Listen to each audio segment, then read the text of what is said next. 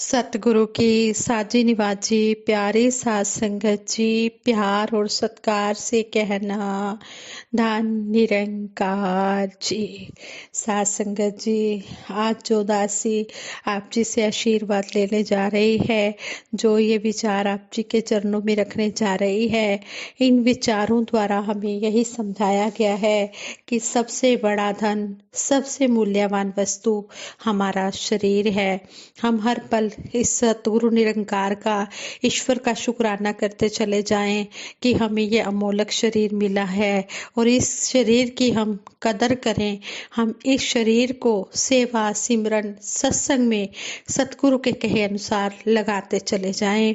ये जो तन मन धन है, ये हमें ईश्वर ने उपयोग करने के लिए दिया है, परोपकार के लिए दिया है, अच्छे कार्य करने के लिए दिया है। इसलिए हम जितने भी हमारे श्वास हैं, हम इनको, इस शरीर को, इन श्वासों को सेवा सिमरन सत्संग में लगाएं। साध संगत जी कहते हैं, ईश्वर ने हमें सबसे बड़ी मूल्यवान वस्तु हमारा शरीर दिया है।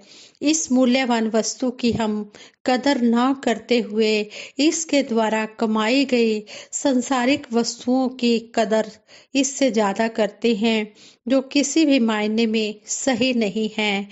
कहते हैं कि एक अहमद नामक फकीर थे। उनका ज्यादातर समय इबादत या लोगों की मदद में गुजरता था।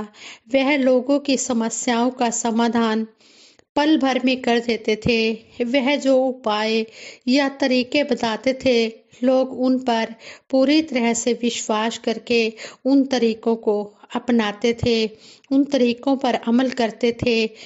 कहते हैं कि एक दिन उनके पड़ोस में रहने वाले व्यापारी बहराम के घर से रोने की आवाजें सुनाई पड़ी। यह सुनते ही अहमद ने जब पूछताछ की तो उन्हें पता चला कि बहराम जब खरीदा गया माल ऊंटों पर लाद कर अपने घर ला रहा था, तो रास्ते में डाकुओं ने उनका सारा सामान लूट लिया था। उसकी सारी संपत्ति लूट जाने के कारण वह पागल सा हो गया था और आत्महत्या करने जा रहा था। लेकिन कहते हैं कि ऐन मौके पर कुछ लोगों ने आकर उसे आत्महत्या जैसा गलत कार्य करने से रोक लिया। खुद कुछ ना कर पाने के कारण वह आवेश में बिना सोचे समझे रो रो कर बोल रहा था कि अब गरीब होकर जीने का क्या मतलब है, मैं आखिर जिंदा क्यों रहूं, मेरा सारा धन माल तो डाकुओं ने, चोरों ने लूट लिया है। अहमद को सामने देखकर उसे थोड़ी सी चैन मिली, सुख का सांस मिला।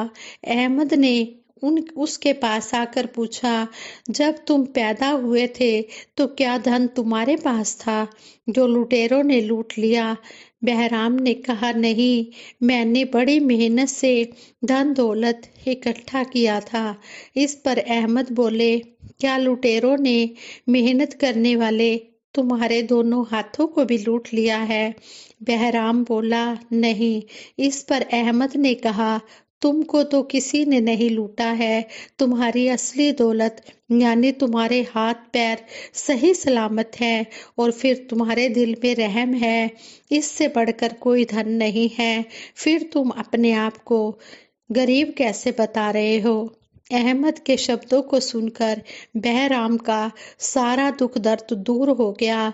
अगले ही दिन से वह पूरी लगन के साथ व्यापार में लग गया और फिर उसने धन दौलत कमा ली। साथ संगत जी, इस कहानी से हमें, इस सच्ची घटना से हमें यही सीखने को मिलता है कि हम चाहे सुख हो या दुख हो या कोई भी ऐसी परिस्थिति आ जाए तो घबराना नहीं चाहिए। सतगुरु निरंकार जो भी कर रहा है हमारे लिए अच्छा कर रहा है। जो हमें धन दौलत दे रहा है तब भी ठीक है, और अगर धन दौलत नहीं मिल रही तब भी ठीक है, जिस रंग राखे उस रंग रह के प्रेम निभाना सीखिए। हमने हर रंग में एक जैसा ही रहना है। जैसी भी हो परिस्थिति वैसी रहे हमारी मनोस्थिति। हमने कभी भी किसी भी सिचुएशन को देखकर घबराना नहीं है। ईश्वर का हर पल हमने शुक्राना करते चले जाना है कि सच्चे पातशाह आप जी ने जो हमें ये अमोलक शरीर दिया है, इसको आप जी स्वस्थ रखना, तंदुरुस्त रखना और अपने चरणों में लगा के रखना। इस तन से हम बढ़ चढ़कर सेवा करें और मन से हम सत्संग करें और धन से हम संतों की सेवा कर पाएं। यही आशीर्वाद मांगे। कहते हैं कि पहला सुख निरोगी काया, सबसे पहला सुख जो होता है वो स्वस्थ शरीर होता है। हम सतगुरु निरंकार का हर पल शुक्राना करें। हमें इतना अमोलक शरीर सतगुरु ने बख्शा है। एक एक अंक की कीमत देखें तो कितनी कीमत बनती है। इसलिए हम सतगुरु का शुक्राना करना कभी भी ना भूलें। हमेशा सतगुरु का शुक्राना करते चले जाएं। साथ संगत जी दासी एक और आप जी के चरणों में स्टोरी शेयर करने जा रही है।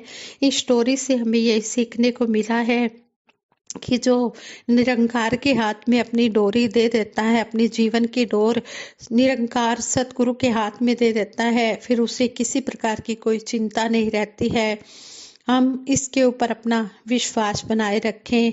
जैसे वो गीत की लाइनें भी हैं, सतगुरु मैं तेरी पतंग हवा विच उड़ती जावांगी, दाता डोर हथों छड्डी ना मैं लुटी जावांगी। कि हे मेरे मालिक दीन दयाल, मैं तेरी पतंग बन के रहूं और जो ये पतंग की जो डोरी है ये हमेशा निरंकार तेरे हाथों में रहे। बस ऐसे भाव हमारे बने रहें। कहते हैं बहुत समय पहले की बात है, महाराष्ट्र में किसी जगह एक गुरु का आश्रम था। दूर दूर से विद्यार्थी उनके पास पढ़ाई करने के लिए आते थे। इसके पीछे कारण यह था कि गुरुजी नियमित शिक्षा के साथ व्यवहारिक शिक्षा पर भी बहुत जोर देते थे। उनके पढ़ाने का तरीका भी अनोखा था। वे हर बात को उदाहरण देकर समझाते थे ताकि शिष्य उसका अर्थ अच्छी तरह से समझ सके और उसे ज्ञान उस बात से मिल सके। वे शिष्यों के साथ अलग अलग विषयों पर शास्त्र अर्थ भी करते थे ताकि जीवन में यदि उन्हें किसी से शास्त्र अर्थ करना पड़े तो वे अपने आप को कमजोर ना समझें। एक बार एक शिष्य गुरु के पास आया और बोला, गुरु जी आज मैं आपसे शास्त्र अर्थ करना चाहता हूँ। गुरु जी बोले ठीक है, लेकिन किस विषय पर? शिष्य बोला, आप अक्सर कहते हैं कि सफलता की सीढ़ियाँ चढ़ चुके मनुष्य को भी नैतिक मूल्य नहीं छोड़ने चाहिए। उसके लिए भी श्रेष्ठ संस्कारों रूपी बंधनों में बंधा होना जरूरी है। जबकि मेरा मानना है कि एक निश्चित ऊंचाई पर पहुंचने के बाद मनुष्य का इन बंधनों से मुक्त होना जरूरी है, वरना मूल्यों और संस्कारों की बेड़ियां उसकी आगे की उन्नति में बाधा बनती हैं। इसी विषय पर मैं आपके साथ शास्त्र अर्थ करना चाहता हूँ। शिष्य की बात सुनकर गुरुजी कुछ सोच में डूब गए और बोले, हम इस विषय पर शास्त्र अर्थ अवश्य करेंगे, लेकिन पहले चलो चलकर पतंग उड़ाएं और पेंच लड़ाएं। आज मकर संक्रांति का त्योहार है। इस दिन पतंग उड़ाना शुभ माना जाता है। गुरुजी की बात सुनकर शिष्य खुश हो गया। दोनों आश्रम के बाहर मैदान में आकर पतंग उड़ाने लगे। उनके साथ दो और शिष्य भी थे जिन्होंने चक्री पकड़ी हुई थी। जब पतंगे एक निश्चित ऊंचाई तक पहुंच गई तो गुरुजी शिष्य से बोले, क्या तुम बता सकते हो कि ये पतंगे आकाश में इतनी ऊंचाई तक कैसे पहुंची? शिष्य बोला, जी गुरुजी, हवा के सहारे उड़कर ये ऊंचाई तक पहुंच गई है। इस पर गुरुजी ने पूछा, अच्छा तो फिर तुम्हारे अनुसार इसमें डोर की कोई भूमिका नहीं है? शिष्य बोला, ऐसा मैंने कब कहा? शुरू शुरू में डोर ने कुछ भूमिका निभाई, लेकिन एक निश्चित ऊंचाई तक पहुंचने के बाद पतंग को डोर की जरूरत नहीं रहती। अब तो और आगे की ऊंचाइयां वह हवा के सहारे ही प्राप्त कर सकती है। अब देखिए गुरुजी, डोर तो इसकी उन्नति में बाधा ही बन रही है ना। जब तक मैं इसे ढील नहीं दूंगा यह आगे नहीं बढ़ सकती। देखिए इस तरह मेरी आज की बात सिद्ध हो गई। आप स्वीकार करते हैं इसे? शिष्य के क्वेश्चन का गुरुजी ने कुछ आंसर नहीं दिया और बोले, चलो अब पेंच लगाएं। इसके बाद दोनों पेंच लगाने लगे। ऐसा लग रहा था जैसे आसमान में पेंच नहीं लड़ रहे बल्कि दोनों के बीच पतंगों के माध्यम से शास्त्र अर्थ चल रहा हो। अचानक एक गोता देकर गुरु ने शिष्य की पतंग को काट दिया। कुछ देर हवा में झूलने के बाद पतंग जमीन पर आ गिरी। इस पर गुरु ने शिष्य से पूछा, बेटा क्या हुआ? तुम्हारी पतंग तो जमीन पर आ गिरी। तुम्हारे अनुसार तो उसे आसमान में और भी ऊंचाई को छूना चाहिए था, जबकि देखो मेरी पतंग अभी भी अपनी ऊंचाई पर बनी हुई है, बल्कि डोर की सहायता से यह और भी अधिक ऊंचाई तक जा सकती है। अब तुम क्या कहते हो? शिष्य कुछ नहीं बोला, वह शांत भाव से सुन रहा था। गुरु ने आगे कहा, दरअसल तुम्हारी पतंग ने जैसे ही मूल्यों और संस्कारों रूपी डोर का साथ छोड़ा वह ऊंचाई से सीधे जमीन पर आ गिरी। यही हाल हवा से भरे गुब्बारे का भी होता है। वह सोचता है कि अब मुझे किसी और चीज की जरूरत नहीं और वह हाथ से छूटने की कोशिश करता है, लेकिन जैसे ही हाथ से छूटता है उसकी सारी हवा निकल जाती है और वह जमीन पर आ गिरता है। गुब्बारे को भी डोरी की जरूरत होती है, जिससे बंधा होने पर ही वह अपने फूले हुए आकार को बनाए रख पाता है। इस तरह जो हवा रूपी झूठे आधार के सहारे टिके रहते हैं उनका यही हाल होता है।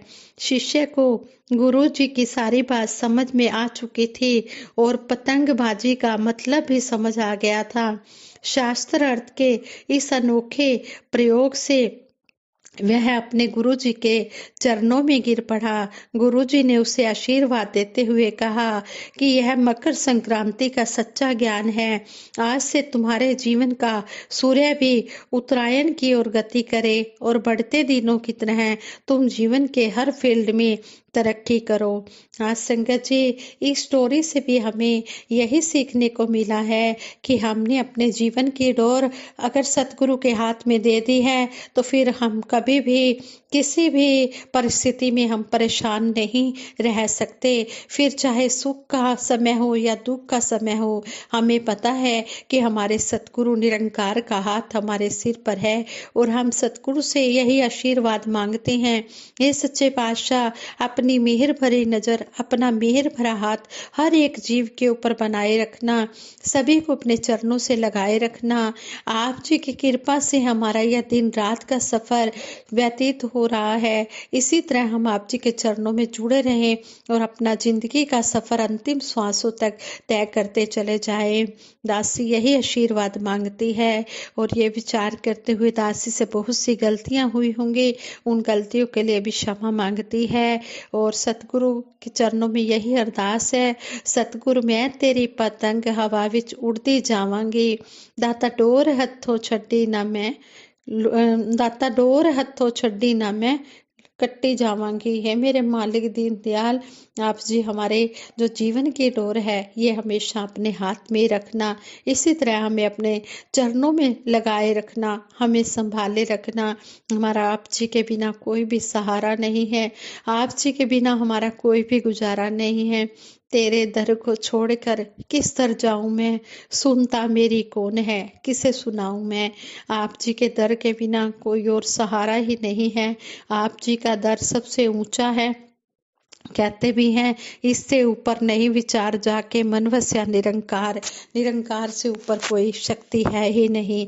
यह सबसे ऊंचा है, सबसे बड़ा है, सबसे पावन है, सबसे विशाल है।